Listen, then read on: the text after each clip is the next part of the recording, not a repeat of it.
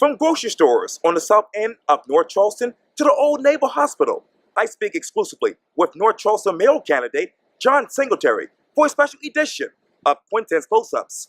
And be sure to download the free Quintin's Close-Ups app in your Apple or Google Play stores. And of course, subscribe to my YouTube channel. John Singletary, it's so good to see you again. Pleasure seeing you again, Quintin. I appreciate it greatly. So here we are in your campaign offices here on Dorchester Road. Yep. And I went back just a few minutes ago once I left work and looked at the radio interview that you did with Ramsey Lewis. Mm-hmm. And I noticed some interesting news in there. You basically talked about that entire area, Rivers and McMillan Avenue, which is basically non-existent as far as a grocery store. Food desert. Yeah, as many people call it. Yeah. And I understand that from what your interview with Ramsey, you basically said that the city, a grocery store company wanted to come in and purchase land and actually have a grocery store there. But apparently, and this is all alleged, the North Charleston City Council and the mayor basically said no to that. That's factual. Okay. They actually, if you can check the minutes, a company came in, wanted and applied for a permit to build a grocery store. And they had a vote, and they denied him the permit. It's just that simple. What is the process when it comes to getting a permit, particularly for a grocery store in North Charleston? You would submit your plans to the Planning and Zoning Board. They would review it, and they would look at the building, and then based on that, if your specs and everything are correct, then they would give you the permit to build. But in this case, the council ended up voting no to allowing him to get that permit. And I know in the interview you basically said, hey, this particular stretch from Rivers and McMillan all the way up to Goose Creek is basically a corridor for gentrification. Absolutely. What is your definition of gentrification when you look at that area? If I'm looking at that area in particular, gentrification would be the displacement of the people that are already there in exchange for profits for the corporations that are coming in. Now, when we take a look at gentrification in that area, right now it's comprised primarily of African Americans, and we have different people coming in for investment reasons to purchase the property, not to make sure that it's livable space for local people, but for the new people coming in who can afford the higher rents. The only way they are able to do that is if the city is part of the strategic plan to move those people out. Not only does it displace them, but it literally destroys the culture. What we normally see is that there's a gap that exists between how low they drive the value of the property down to and what the property would be worth in terms of rents after they renovate it. The wider that gap, then the more susceptible that property is to being gentrified. Right now, the city owns throughout North Charleston, some in that area, about 200 pieces. Metanoia, who is given every CDBG Community Development Block Grant Fund that we get in the city under a criteria of being servicing 100% African Americans, owns over 60 pieces of property that the funding should have been given in order to make sure that the locals in that area, African Americans, were able to get back in and participate in the mortgage industry by purchasing homes. Instead, Metanoia is stockpiling the property. Eventually, they'll jack the rent and run the participants out. You talked earlier about the gap in properties, particularly in North Charleston. Mm-hmm. I was just the other day walking from, it was really Park Circle all the way out to the old Naval Hospital. And I wanted to know, what's your thinking of the old Naval Hospital right now in your mind? Well, the Naval Hospital, as you know, I've always thought it was a fiasco the way they conducted the sale, because the mayor said to the council that he was going to sell the property at fair market value. Fair market value should have been $47 million, because at the time he said that there was an appraisal that he was aware of that valued the property at 47.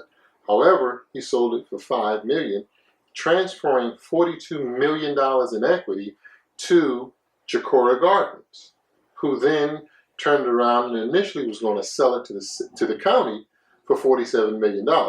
But what ended up happening was disagreements led to a lawsuit, and still they received $33 million. So it was a heist, in my opinion. We filed a lis pendens that stopped it at one point from moving forward to the 47. However, like I said, they were able to, through the court system, still get $33 million. It's just sad that they basically, from the citizens of North Charleston, as well as the citizens of the county of Charleston, that they were able to pull out $33 million for a piece of property that the funding should have gone to the citizens rather than into the pockets of Jacora Gardens owners. What is Jacora Gardens? Jacora Gardens was the LLC that was comprised by Donald Trump Jr. Okay. And some others in order to do the deal on the Navy Hospital. What was that deal for those who don't know right now? Well, the deal was to take the property, transfer equity from the citizens along with the sale, and then recoup that by reselling it to the county. That was the deal. And it's unfortunate, but many people aren't aware that inside of that contract, one of the things that transpired was that $1 million was given in order to make sure that a full-service grocery store was built in that area. And that's why the developer actually submitted the plans in order to build the grocery store. The city said that there was a $500,000 credit that was a part of the deal. The actual paperwork, if you ask, for instance, Councilman Bob King, Right. who later did some research to find out that there was, in fact, $1 million given that was supposed to be placed into an FDIC insured institution in order to offset costs for anyone who built the grocery store. And they simply made sure that it did not happen. Okay, if the grocery store were to go there, what would be the costs? Average grocery store would probably cost around $4 million. As you know, the mayor went on in an interview and said that we were going to get a grocery store for, quote, those people, even if the city had to build it. Now, the city has $150 million in surplus, $20 million in unassigned. And so the funding is there to build the grocery store. However, the city has chosen, since the 90s, to make sure that a big grocery store has not been built in that area and that they are unwilling to build a grocery store in that area. We're talking about a pantry, what, 15, 20, maybe up to 50 items, when a full-service grocery store, which it should be, has anywhere from 40,000 to 50,000 items. It would have a pharmacy in it. It would have Western Union in it. It would have a lot of other services that you cannot get at a pantry. And so it makes no sense. Now, is that what the city wants, a pantry versus a grocery store? Well, the city obviously wants absolutely nothing there until they gentrify it because they haven't built anything. However, there has been assistance from the mayor to do pantries. For instance, at Destiny, they're now doing a pantry. A pantry normally gives out free food. We're not asking for a handout. What we're saying in this community is give us our fair amount of jobs, contracts, which totally would put about $320 million back into the African American community. And with a full-service grocery store, we can purchase our own grocery. We don't need to stand in line at a pantry to be given a handout. We need to be receiving fundamental fairness in our fair share of jobs and contracts. Okay, I know in that interview with Ramsey, you basically said, hey, if a grocery store were to come to that particular area, it would bring in, I believe, $14 million to the city? $14 million is what the average grocery store makes per year in total revenue. that area can support anywhere from $75 to $90 million a year, which means that it can support as many as 6 grocery stores. And when I grew up, there was at least 6 grocery stores in that area. There was a Piggly Wiggly, there was a Dorsch's, there was a Winn-Dixie, there was Red and White, Food Line, and a Bilo not far down. Right. So that area in the past has supported 6 grocery stores, and it can very well do that now. The average person spends about $250 a month on grocery, about $3,000 a year. And so when you consider the amount of people in that area, 30,000 or so, then that tells you that anywhere from $75 to $90 million every single year are spent by the people in that area in order to acquire grocery. This might be a complicated question, but if they were to go and choose a pantry, what type of incentives would that particular pantry get from, let's say, the city of North Charleston, for instance? I'm not sure. I guess the collaboration that, no, I'm just seeing what I say on Facebook, Sure. show that Destiny Church Pastor Reverend Goss is partnered with the city in some way. I really don't know whether they're giving offsets in terms of the utilities for that church, or whether they're helping to provide some of the actual items in the pantry. We do know that in the past that the city, in terms of utilities, paid, and this is factual documentation off of the spending transparency report, that the city paid for the utilities for churches like River Bluff, Friendship, and we found that based on historical facts and data, that during that time, it was only to churches that happened to be Caucasian, that not one African American church in the entire North Charleston area would receive from the city our tax dollars in order to pay for their utilities. Reverend Goss was one of the individuals that I spoke with and showed him those statistics, that the taxpayer dollars in North Charleston from the city under that mayor were being used to pay for utilities for white churches only. So whether the program has come back, that he now allows some African Americans to receive some of the funding, I don't know. Where did they get the funding before all of this allegedly happened? For the churches, the African American churches, allegedly. Well, where were they getting the money? Well, previously the African American churches got absolutely no money. But you're talking about in terms of where did they get the funding for the pantries? Oh, you can talk about that as well. I don't know, to be honest with you. I have no idea where the funding for the few pantries that were around and the food bank came from. Okay. Let me turn to what you said on Saturday morning on Facebook, and you just mentioned a little bit about it earlier, and it goes on to say this. Here's a copy of the balance sheet, and it's on your Facebook page, that shows that the $150 million in fund balance surplus and the $20 million in unassigned surplus money that the administration uses as a slush fund. Unassigned surplus money. Can you describe that to the average viewer? Sure. When we take a look at the fund balance account, it is a line item under the balance sheet. Okay. And when we look at the fund balance account, it is a surplus. The fund balance is the accumulation of funds that have been left over at the end of the year. The government says that it should be in the range of 30%. Okay. After 30%, it is supposed to either be given back to the people in terms of a rebate, refund, however you choose to do it, or put into services. In this case, what's happening is the city is stockpiling those funds. They have accumulated to the point where they're $150 million. $20 million are actually in unassigned, which means that the administration can go in and use those funds at discretion.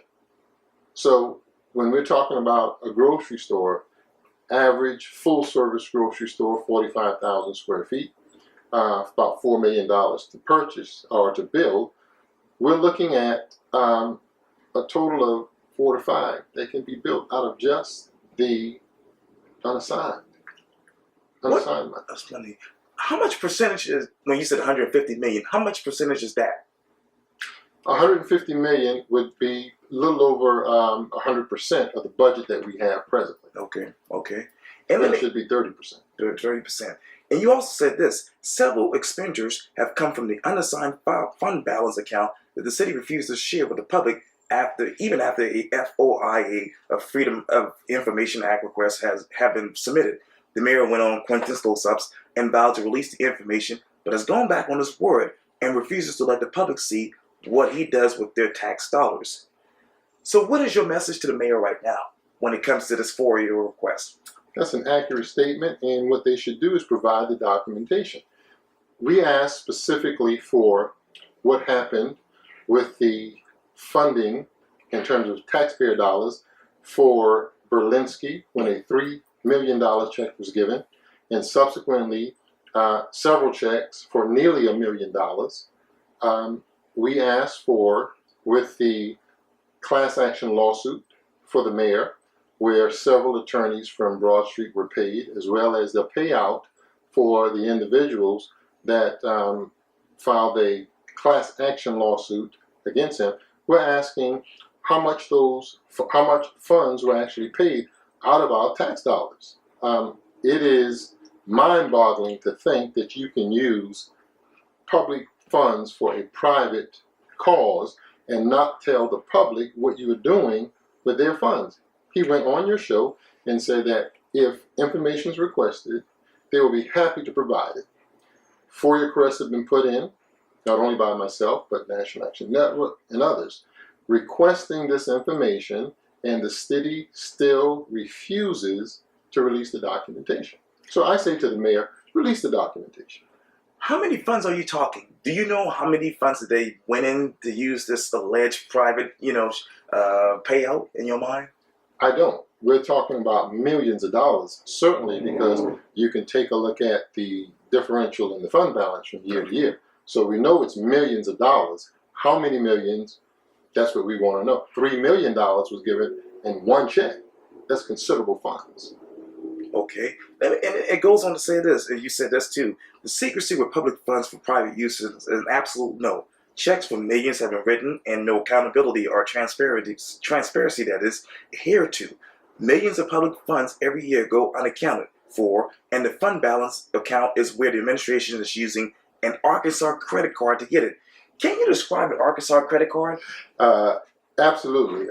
Arkansas credit card is just a tube that is used to siphon gas from a car without the owner's permission. So in this case, if you look it up in the dictionary, it'll tell you what an Arkansas credit card is. But in this case, they're using the special projects as the hose to fund different projects, and they're siphoning off from our tax dollars through special projects. What are those special projects as we said it right now? Well, one such special project was the one for Berlinski, $3 million.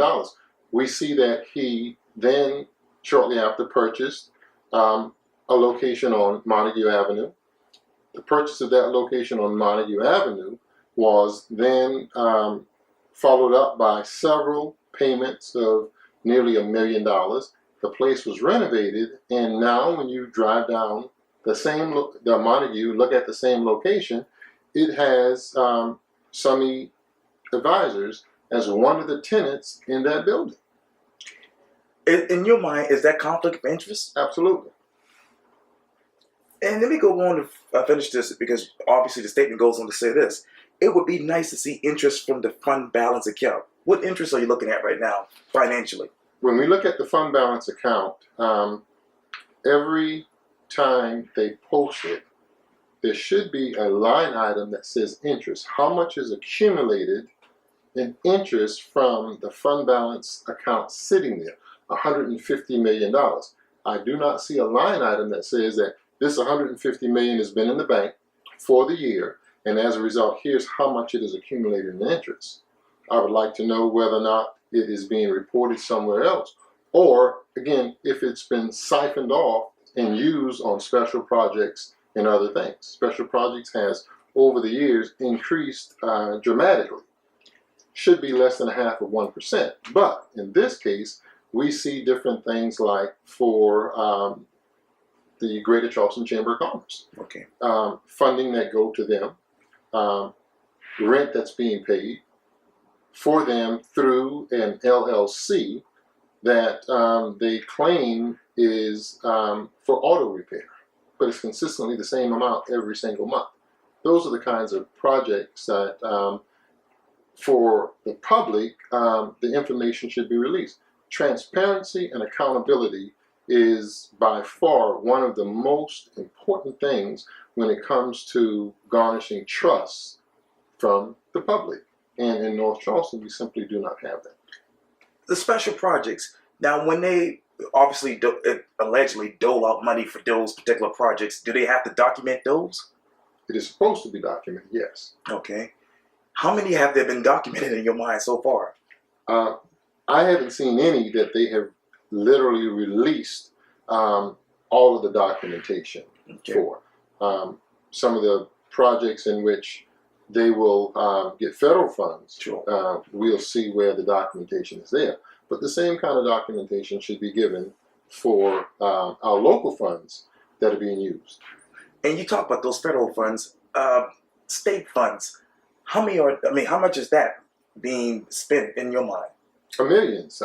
Federal funds, for instance, I keep talking about the Weed and Seed program, Right. $3.5 million over a 10-year period of time, in which, again, some of the funding was not used in the target area, but used for every area around that target area. And Union Heights was the initial target, and then Liberty Hill and the Hackabee area. But the funding went to CSX, the Bonds Avenue LLC, to Seacoast, and to some other organizations that have absolutely nothing to do, same Sustainability Institute, with that target area. When we look at the Capers report and the funds for CDBG, they're going to Metanoia, and they're renovating a house here and there. They're putting a few funds into programs for children in order to get the African American community to lower its guard and suspicion about the program, when on the back end, millions are being spent in order to acquire the residential housing in those areas. And when they jack the rent and run the parent out, the child who was in the program has to leave with the parent. And so, in essence, they are using the funds to help gentrify the people who they're supposed to be used for. When the Great Depression happened, 1930s, we had a situation where redlining took place. If you go right over here on Forsman Street to the end, Right. Atlas Street, Right. part of the wall is there for the redlining. And so it did not allow for any of the African American neighborhoods to be able to participate in the government program for suburbia in terms of purchasing homes.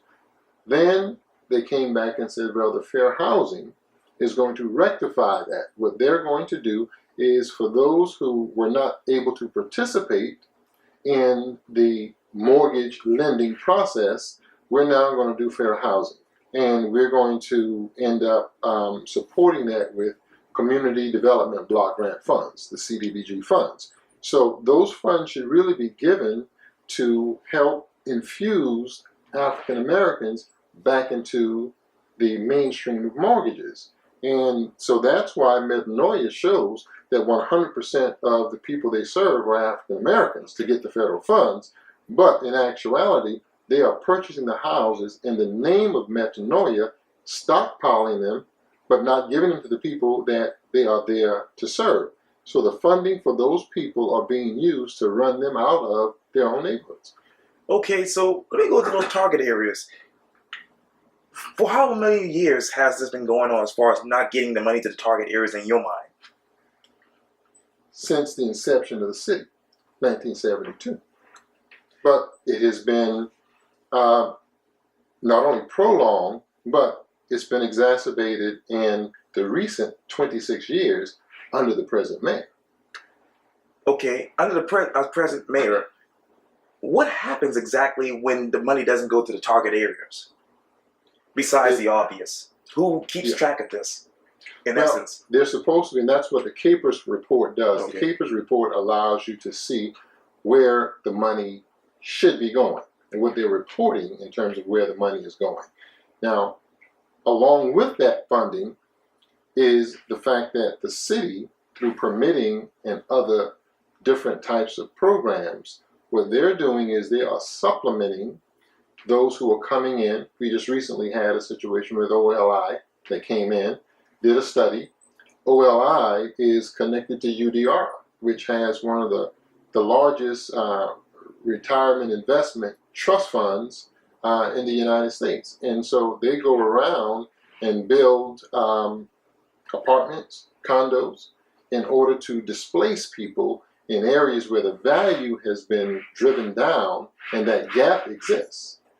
How much has the value been going down, say, in the Reynolds Avenue area in your mind? Well, since my childhood, tremendously. When I grew up, that was an area that was very live, very active, and booming businesses. Since then, the commercial side has been driven down to being non-existent. And of course, the homes, they have decreased in value considerably because the city has failed to use the resources out of the city to upkeep the property. For instance, street lighting. A lot of the street lighting does not work. Roads, when you take a look at it when it rains, for instance, if you go to the store on the corner of Reynolds and the end of Right there, I guess Florida it'd be Rivers Avenue, right? Then what happens is the water is probably 2 to 3 feet when it rains. That's a flooding problem. The city has funding to do something about that. But if they allow the flooding to continue, they do not fix the problem, it drives the value down. Sidewalks, with street sweepers not going through, trees not being maintained, city property that's owned not being maintained, metanoia property. Those are the kinds of things that happen where the city resources are not being equally distributed, and as a result, it allows certain areas to decrease in value. Okay, and you also said this too. We will reveal where some of the interest could be going. Citizens ought to ask the mayor what is going on with the surplus tax dollars and demand a straight answer. After all, this is why he is the highest paid mayor in the state. What does that have to do with anything? Because there's 3 kinds of polities in the state of South Carolina: strong mayor, weak council, weak mayor, strong council, council led. When you have a strong mayor, weak council, his authority, responsibility is to manage the budget for that city. Us being the richest city in the state, it should be the highest paid position. But along with that, you should have competency in terms of getting the job done. When we look at North Charleston, if you're the highest paid mayor in the state, that doesn't mean that you have the highest crime in the state. If you're the highest paid mayor in the state, that doesn't mean that you have the highest eviction rate in the state. In fact, it means the opposite. That if you're paying someone to do a job and they're not performing, you don't downgrade the salary, you get rid of that person and find someone who can, someone who's competent to do the job. When you look at the current budget for North Charleston, say 2019, 2020, what do you see? What should be in there and what should be out of there? Well, the budget itself, there should be inside of that budget a commitment to parity. Because when we take a look at redistributing the funds throughout the city to the people who are actually paying the taxes, it is not only unfair to not fairly distribute the resources, but we don't see anything in that budget that is specific to getting rid of gentrification. We don't see anything specific in that budget that deals with a program to make sure that the offset of $75 million in contracts, $2 million going to African Americans that are 50% of the population, while 73 million goes to the 38% that's Caucasian. There's no program in there that addresses that. There's no program that in there that addresses the $66 million in wages that is being spent, where 10 million go to African Americans and the other 56 million go to Caucasians.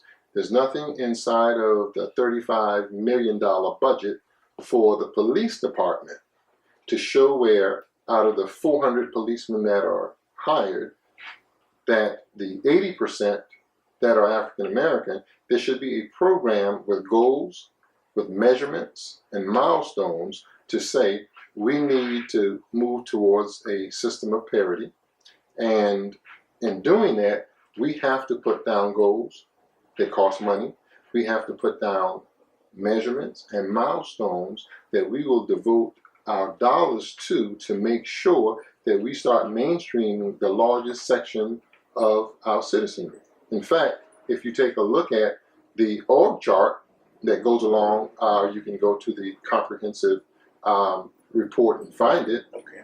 The org chart was changed such that initially it was the chief of police reporting directly to the mayor, and he had control of that $35 million budget.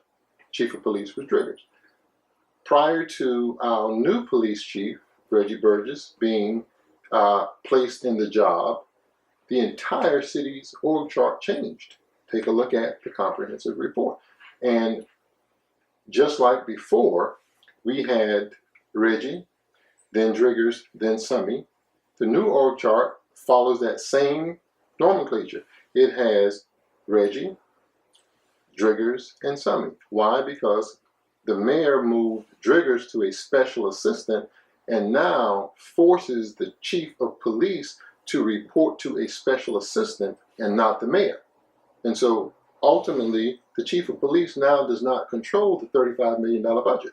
The chief of police now does not have the authority that the previous chief of police has. And so that could be one reason as to why we do not see in that budget any programs whatsoever to start mainstreaming the largest portion of the population. Is there one good thing that the mayor has done in your mind when you look at the city of North Charleston now? Absolutely.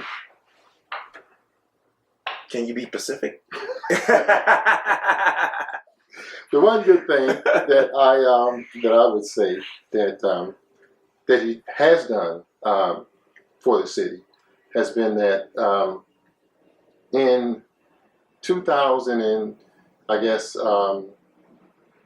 around 12, when the Department of Justice was talking about making sure that all citizens be given the opportunity to vote, he buckled down to the Department of Justice and allowed a few, not all, as the city stated, but only allowed a few of the African American neighborhoods to vote. Acabee can vote, Union Heights can vote. However, the credit that he tried to take was for allowing all citizens to vote. And that's just absolutely not the truth. There are 8,000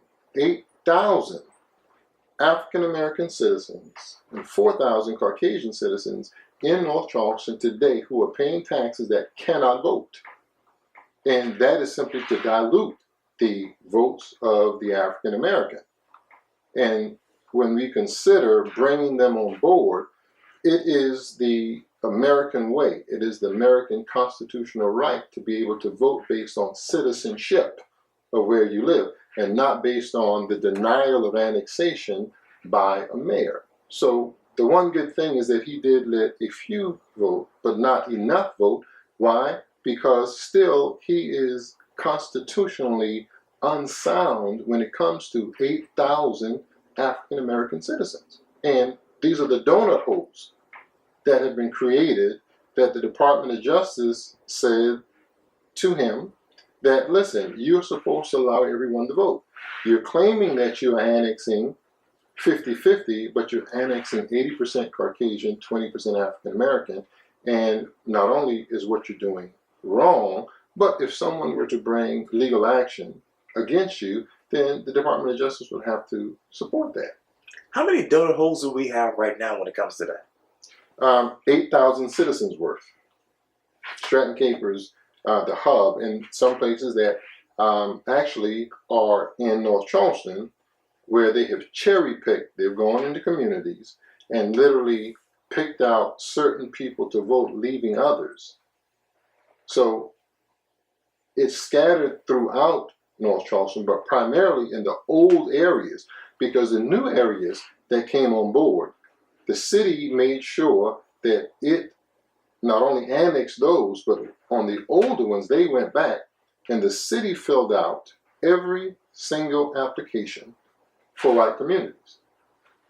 None for the African American communities, and denied them based on a technicality. What was that technicality? It was different depending on which one that applied. Some because of mapping, some because they actually ended up saying that it was incomplete. So, I mean, there was a different area of reasons. But the fact is that the difference is for all of the Caucasian communities, Okay. they literally filled out the application, the city did. But when it came to the African American communities, they refused to fill out the application. How many applications did they did not fill out? I'm not sure. There were several that actually applied. I don't have the number off the top of my head of exactly how many applied, but there were several that actually applied. You see, overall, your taxes go down on the aggregate when you are annexed into the city. But don't they want more taxes? On your property tax, it may go up a little bit, but you have other taxes as well. You have taxes for utilities, you have taxes for franchise fees and different things. So when you consider the whole pot of taxes, it always goes down. To be continued. Well, mayoral candidate John Singletary, thank you so much for your time. I really, really appreciate this. Thank you, Quintin. Thank Always you. a pleasure. Likewise.